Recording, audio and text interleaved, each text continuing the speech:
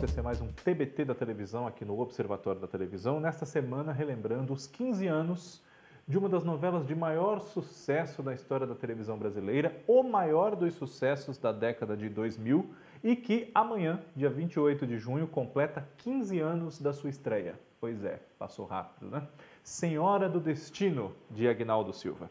Antes de nós começarmos a relembrar aqui Senhora do Destino, inscreva-se no nosso canal, caso você não tenha feito isso ainda, vá aqui à direita, inscreva-se, receba as notificações quando nós postarmos, tudo que nós postamos aqui para você, especialmente feito com carinho, entrevistas, reportagens, críticas, lives, TBTs como esse e tudo mais, certo?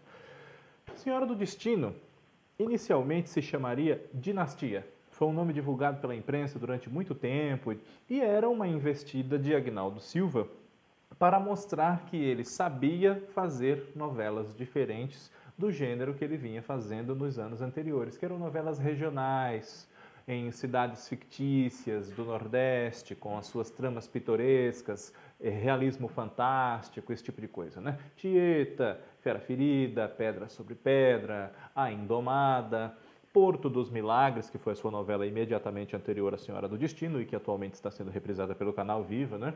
E até então, até 2004, Aguinaldo, em termos de novelas, só havia escrito três que não haviam seguido essa cartilha de ambientação nordestina, etc. Partido Alto, a sua primeira, que ele não escreveu inteira, foi assumida depois sozinha pela sua dupla, que era Glória Pérez, né, em 84, o outro em 87 e Suave Veneno em 99. Não estamos contabilizando aqui Vale Tudo de 88, que ele também escreveu, mas que tinha consigo ali Leonor Basser e Gilberto Braga. Se contabilizarmos, são então 4. Muito bem. Senhora do Destino iniciava sua história em 1968. Teve uma primeira fase ali de 4 ou 5 capítulos, né? Muito breve, porém muito intensa, centralizada nos últimos dias de 1968, quando Maria do Carmo, nessa primeira fase interpretada pela Carolina Dickmann, né?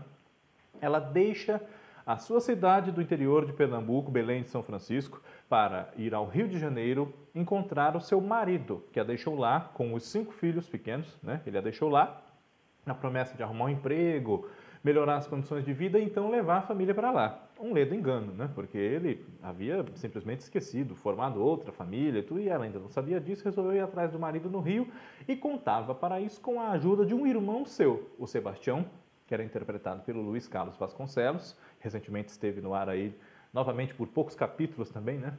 Em A Dona do Pedaço, como o pai de Amadeu, Marcos Palmeira, né? Ela pediu ajuda a esse irmão dela, o Sebastião, que já morava no Rio de Janeiro, para então se instalar na cidade e ir procurar o seu marido, o Josivaldo, que era o Manuel Candeias, que fazia nessa primeira fase. Muito bem. Quando ela vai para o Rio de Janeiro, passa por uma viagem de muito sofrimento, com 5 crianças, uma viagem longa e tudo, chega ao Rio justamente no dia 13 de dezembro de 1968, que é um dia muito triste aqui para a história do Brasil, não é? Porque o governo militar já havia começado, né? Havia quase 5 anos, mas nesse dia 13 de dezembro de 68 ocorreu a promulgação do Ato Institucional número 5, que basicamente deu início à fase mais violenta, mais opressora e mais difícil da ditadura militar, não é? Criou poderes de exceção, dissolveu a força legislativa das casas legislativas, né, estaduais e as federais, além, claro, de instituir a censura, inaugurar uma fase muito triste da nossa história, né, que já havia começado ali, mas a partir de 68 a coisa piorou muito. E ela chega no Rio de Janeiro justamente num dia em que a cidade está totalmente convulsionada, com manifestações de estudantes, da sociedade civil, coibidas pelas autoridades, né, pelos policiais militares, etc. E ela acaba então se desencontrando do irmão, o Sebastião, que havia dado para ela o endereço do jornal, que era da patroa dele, a Dona Josefa, personagem da Marília Gabriela. Eles podiam se encontrar ali no jornal, só que justamente, além de ele ter afazeres para cumprir a mando da patroa, o jornal naquele dia vai ser fechado, vai ser tomado, invadido pelos militares que não querem aquele jornal, um veículo tão importante, fazendo oposição a eles como já vinha fazendo. Então, nessa confusão de não se encontrar com o irmão, ela acaba conhecendo uma pessoa que vai ter um papel muito importante na sua vida, não é? O Dirceu, um jornalista, nessa fase inicial interpretado pelo Gabriel Braga Nunes, e também acaba sendo presa, confundida com manifestantes, naquela situação que a cidade vivia. Só que, lembrando que ela já chegou ao Rio de Janeiro com 5 crianças, 4 meninos, o Reginaldo, o Viriato, o Leandro e o Plínio, e a bebezinha de colo, a única menina da turma, a Lindalva. Pois bem, em meio à confusão na cidade, antes de ser presa, se eu não me engano, antes de ser presa, a Maria do Carmo acaba tendo que se esconder com essas crianças numa casa abandonada, que tem, ela encontra uma porta aberta assim, meu Deus, vamos se esconder aqui, né? E nesse mesmo lugar se esconde quem? A Nazaré. Não com esse nome, não é esse nome que ela dá, né? Vivida pela Adriana Esteves. Ela precisa arrumar um jeito de enganar um amante que ela tem de boa posição, rico, o José Carlos, papel do Tarcísio Filho, para que ele se case com ela. E resolve sequestrar a bebê, a Lindalva, para forjar um parto, já que ela já fingia que estava grávida, e assim, com aquilo, laçar de vez o seu amante e conquistá-lo para si como, então, seu marido. Pois é, ela rouba a criança, sequestra a menina, e a vida da Maria do Carmo, a partir dali, embora ela continue, lute sempre para crescer, para se estabelecer, não tem um marido, né, para ajudá-la na criação dos filhos, etc., na subsistência da família, então ela, ao mesmo tempo que faz tudo isso, jamais deixa de querer recuperar, reencontrar essa sua filha que é sequestrada, criada pela Nazaré como filha e com o nome de Isabel. Pois muito bem. A história tem um salto depois disso de cerca de 20 anos. Nesses 20 e tantos anos, claro que a Isabel cresce, né, todos os outros filhos também, né, se tornam adultos. O Reginaldo, que é o filho mais velho de Maria do Carmo, passa a ser o Eduardo Moscovis, um político de mau caráter, totalmente o inverso da mãe, que é uma mulher de bom caráter, né? Viriato passa a ser interpretado pelo Marcelo Antony, que é um sommelier e trabalha num restaurante francês muito chique, frequentado pela alta roda do Rio de Janeiro. Leonardo Vieira, trabalha com contabilidade numa empresa da vizinhança em Vila São Miguel, uma periferia fictícia da Baixada Fluminense. E Plínio, o filho mais novo dos homens, né, é o Dado Dolabella, um rapaz que não quer nada com nada e vive ali na aba da mãe e dos irmãos. Na casa de Maria do Carmo, em Vila São Miguel, há um quarto preparado todos esses anos, especialmente para quando um dia ela reencontrar a sua filha, a Lindalva, que ela já tentou encontrar de todos os jeitos, já procurou gente que tivesse visto a mulher com a criança, já botou detetive, já encontrou várias falsas Lindalvas e não achou a filha. Pois bem, nesse tempo que passou, 20 e tantos anos, Maria do Carmo, que chegou no que se tornou a Vila São Miguel apenas com poucos lotes ocupados, as pessoas, elas mesmas construindo as suas casas, contou com a ajuda do seu irmão, o Sebastião, claro, e se ergueu como uma empresária respeitada, admirada em toda a região, com uma loja de materiais de construção, que justamente ela pensou em ter essa ideia, ela teve essa ideia, pensou em abrir essa loja para fornecer os materiais que as pessoas iam usar para construir as suas casas. Então, nós podemos dizer, com um pouco de exagero talvez, mas enfim, que a partir da loja da Maria do Carmo e da família dela foi que se ergueu a Vila São Miguel. E o seu filho, Reginaldo, se vale desse prestígio da mãe para ganhar votos. No início da novela ele é vereador e quer se tornar prefeito, emancipando Vila São Miguel e elevando a categoria então de município, né? Para os seus planos políticos que prejudicam a família e quem quer que seja, ele conta com a ajuda da sua assessora e amante, a dona Viviane, que era interpretada pela Letícia Spiller. Ao passo que, do outro lado da região metropolitana ali da Baixada, né, na própria capital, no Leme, no Rio de Janeiro, aliás, no Leme não, desculpe, no Peixoto, morava a Nazaré com o seu agora marido, José Carlos, Tarcísio Meira, Nazaré agora interpretada por Renata Sorrah, e na casa moravam as duas moças, a Isabel, ou Lindalva, que agora é a Carolina Dickmann, que foi Maria do Carmo na primeira fase, e a filha de José Carlos com a esposa que ele largou para se casar com Nazaré, a Maria Cláudia, personagem da Leandra Leal. A partir da união desses personagens, do choque entre os ricos e os pobres, que é tradicional em novela, né? Aguinaldo Silva criou uma subversão de fatores, porque, em geral, os ricos têm os seus conflitos dramáticos, muito intensos, que despertam atenção, e os suburbanos, os pobres, os moradores da periferia, têm os tipos criminosos, né, de má índole, ou os engraçados, os pitorescos. Nessa novela, Senhora do Destino, ele procurou inverter essa equação. Então, os ricos eram engraçados e pitorescos e exóticos, excêntricos, como no caso do Barão de Bom Sucesso, né? Último trabalho em novelas do Raul Cortez, que faleceu pouco tempo depois, em 2006, e da sua esposa, Dona Laura, personagem da Glória Menezes, que no decorrer da novela desenvolve Alzheimer.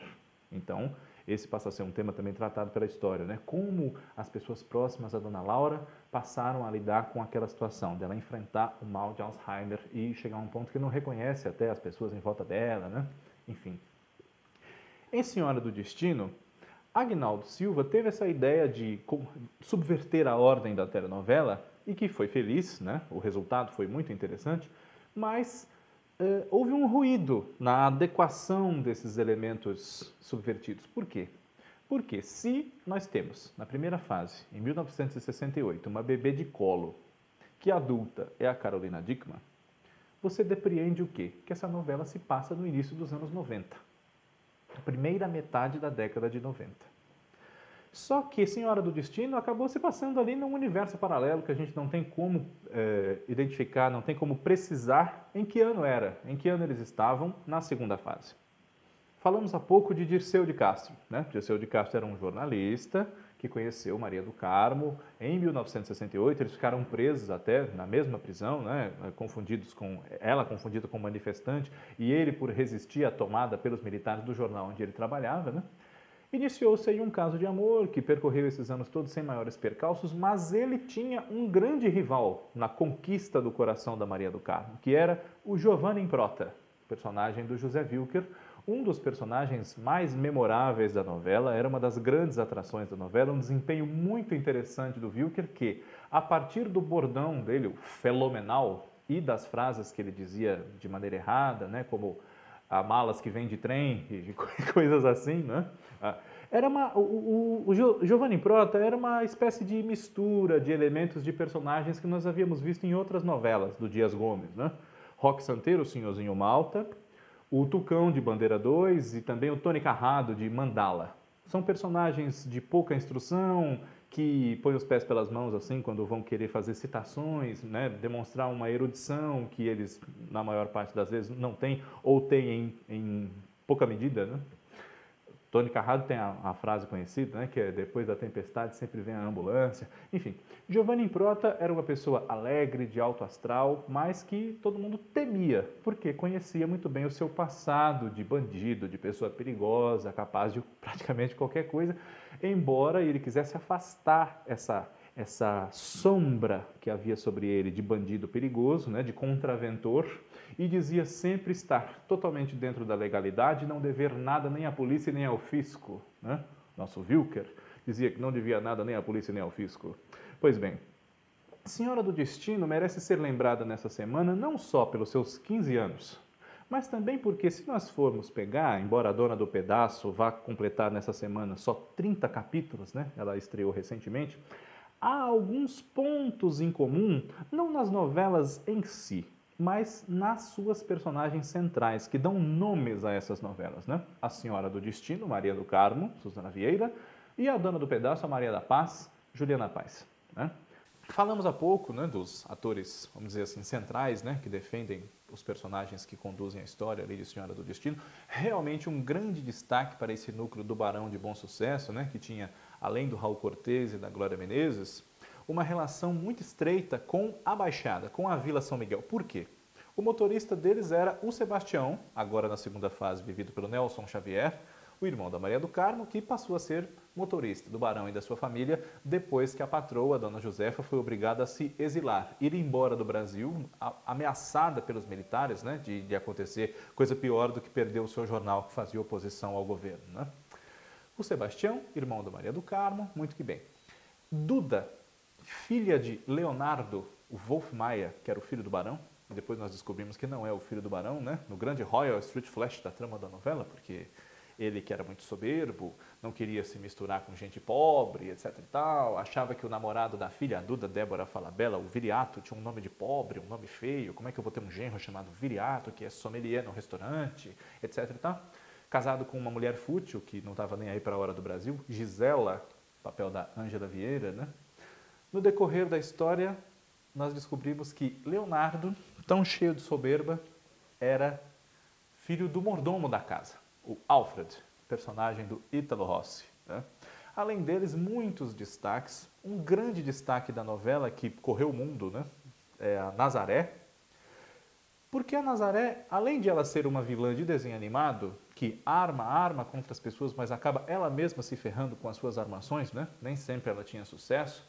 E depois começou uma desabalada corrida para fugir à culpa, fugir a ter que pagar pelo crime que ela cometeu de sequestrar a filha, embora continuasse engambelando a menina, levou ela ali na conversa porque foi uma mãe que a criou, que deu amor e que não sei o quê, até se revelar tão enlouquecida e tão sem moral e sem escrúpulos, capaz de sequestrar uma vez mais uma criança, que é ninguém menos do que a sua neta, a filha da filha, né? Pois é.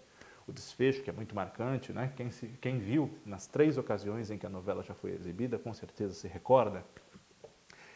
Mas além desses destaques do elenco, que são, vamos dizer assim, os mais óbvios, né? A própria Suzana Vieira, num bom momento, Renata Sonra, José Wilker, Raul Cortez e Glória Menezes, que viraram grandes amigos de Giovanni Prota, né? Que contratou os serviços do Barão para ser o seu personal stylist, ou person stylist, como ele dizia, porque ele não sabia dizer, né? Há muitos destaques. Senhora do Destino tinha um elenco muito bom, muitas tramas de apelo, né, como o Políbio, ou Shaolin, Leonardo Mijurin, que na sua inconsequência engravidou uma menina de 15 anos, a Lady Diane, personagem da Jéssica Sodré, que era filha de um bandido perigosíssimo, o Cigano, papel do Rony Marruda, mas que era perigosíssimo e violento só em casa, porque na rua cantava baixo, né? Surrava a esposa, a Rita de Cássia, personagem da Adriana Lessa, alvo do amor do taxista Constantino, o já saudoso ator Nuno Melo, né, que faleceu há pouco tempo. Além deles, muitos outros atores marcaram presença com personagens facilmente identificáveis hoje, né, depois de 15 anos. Elisângela, Tiago Fragoso, Flávio Miliaccio, Malu Vale, Reinaldo Gonzaga, Silvia Salgado, Dona Aretusa, a governanta bonita da casa de Dirceu, que despertou o ciúme de Maria do Carmo, desestabilizou o romance, né? Senhora do Destino, muita gente não sabe, ou talvez não se lembre mais, surgiu, né? A ideia de criar essa novela surgiu quando Aguinaldo acompanhou um caso que ocorreu naquela época, né? Primeira metade dos anos 2000, do sumiço de um menino chamado Pedrinho. O Pedrinho viveu mais de 15 anos com uma mulher que não era sua mãe biológica, chamada Vilma Costa. Eu sou o Fábio Costa, mas não sou parente dela, tá? A Vilma Costa sequestrou esse menino de uma maternidade, se eu não me engano, em Brasília, né? E, além desse caso, que, né, a cabeça do novelista, a cabeça do ficcionista ferve com uma coisa dessas, porque ele começa a pensar em tudo que poderia ter acontecido e não aconteceu, e em como foi a vida dessa pessoa sequestrada com essa família que um dia ela descobre que não é a sua família biológica de verdade, né? Um outro caso dos anos 70, que agora no mês de agosto vai completar 46 anos, portanto de 1973, também inspirou Aguinaldo Silva, que nessa época era jornalista policial do jornal Globo. O caso Carlinhos, né? Carlinhos foi sequestrado em 1973, levado de dentro da sua própria casa, em Laranjeiras, na capital do Rio, né? E até hoje não se sabe o que foi feito desse menino.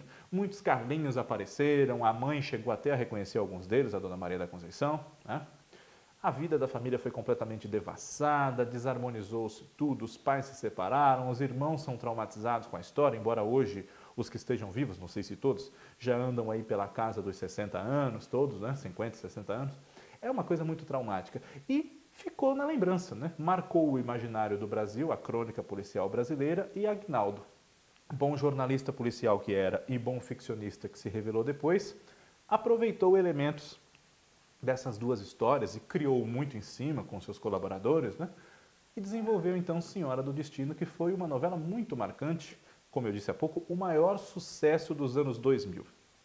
A média de audiência geral de Senhora do Destino entre junho de 2004 e março de 2005 foi de 50,4 pontos de audiência. aqui em São Paulo. E no Rio também, perto disso, ou um pouquinho mais, embora isso lá mais represente menos telespectadores do que aqui a mesma marca numérica, né? Cada cidade tem os seus X aparelhos de televisão que equivalem a Y pontos de audiência e isso varia com o tempo. Então hoje, em valores de 2019, Senhora do Destino teria, com o mesmo público, coisa de uns 35 pontos de audiência, o que é uma marca muito respeitável, né?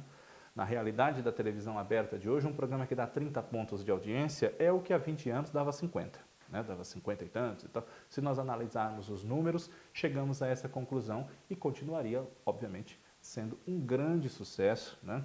Já foi exibida 3 vezes, não duvido que seja exibida uma 4ª, num futuro próximo, se não no Canal Viva, na própria TV Globo, que recentemente, em 2017, passou quase um ano com a reprise da novela no ar, tornou-se a reprise mais longa do Vale a Pena Ver de Novo, até hoje, né?